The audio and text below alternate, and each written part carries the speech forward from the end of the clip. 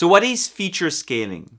Feature scaling is a technique by which you can change the scale of your data into a scale that is more common between all of your data set.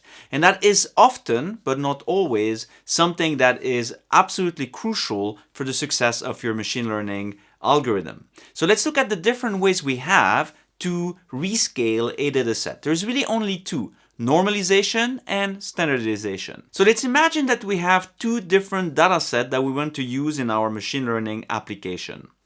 The points and the stars represent the data point, and the lines represent two standard deviation of that data. So here we have two standard deviation of the green data set on the left and two standard deviation of the brown data set on the right. And notice that the axis here has 0 in the middle, but it goes from -infinity to +infinity. This is meant to represent data on very different scales. They are absolutely not on the same scale. You can see that the green data set on the left overlaps with the brown data set on the right only a tiny bit, and their two standard deviations do not overlap at all. That can be a problem for some of our algorithms. So we need to fix this through basically feature scaling. One technique to do this is standardization.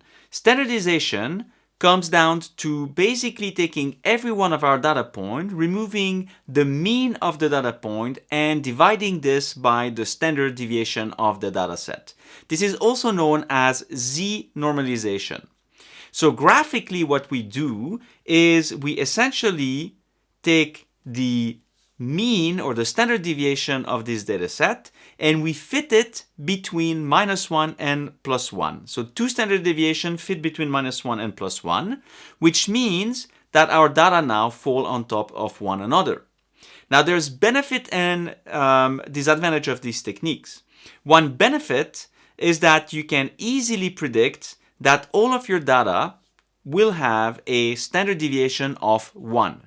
Remember, the curve represents two standard deviations, so you can easily see that half of this curve represents a standard deviation of 1. So we have a clear way of predicting the standard deviation of our data set. There are other benefits to this technique, of course. So we can easily predict what the standard deviation of our data set is, and also the means will all be at 0. The mean of the data set will be at 0, which is also nice because we can predict this and is very useful in some applications. But there are some things you need to be aware of. First, outliers may not be in the range of -1 to 1. So with this standardization technique, you still can have data that is vastly out of your normal range. Now, it's both a benefit and a disadvantage. It's a benefit because it means that this technique is not so sensitive to outliers. So that's a good thing. But it's a disadvantage because if you have an algorithm where you need to be able to predict the range of your data, it will not work with this method. Because as you can see, the total range of our data is much larger than that range from -1 to +1. It's only the two standard deviation of the distribution that will be between -1 and +1. However, for some algorithm, this works very well and is extremely useful. Now, the other method that we have that we can use for feature scaling is normalization. So normalization is different because what we will do is we will take our feature x and we'll remove the minimum value of x and we'll divide this by the total distance between the maximum value of x and the minimum value of x. That's why normalization is often also referred to as min-max normalization. So graphically, this comes to this. We take all of our data point, not just the two standard deviation, and we squeeze this between 0 and 1. Now, this has, again, benefit and disadvantages. Because if we put our two standard deviation, it's apparent to you that the mean of the two data sets will not be necessarily at the same spot. However, one major benefit of normalization is that we can guarantee that all of our data will be between 0 and 1. And some algorithm, notably neural network, absolutely need this guarantee to work. So normalization can be extremely useful for that. But there are also other things that you need to be aware of. The outlier of the data set will play a big role in normalization because remember, we take the minimum value and the maximum value of this distribution. So if you have outliers that are vastly out of your range, these will impact your normalization tremendously. So you have to be very careful about that.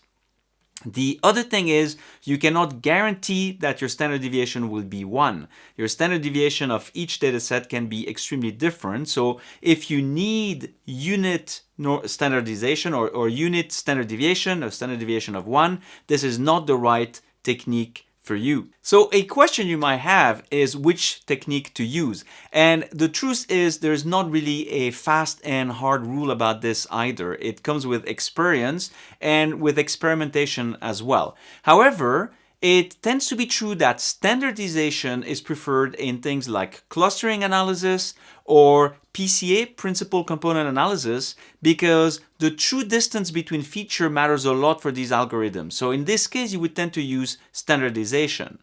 And normalization, as I've already mentioned, is absolutely key for neural networks because neural networks expect a value between 0 and 1, and thus this is the only technique that you have to really do feature scaling that works with these algorithms. So choose your feature scaling well and also know when to use it and which one to use.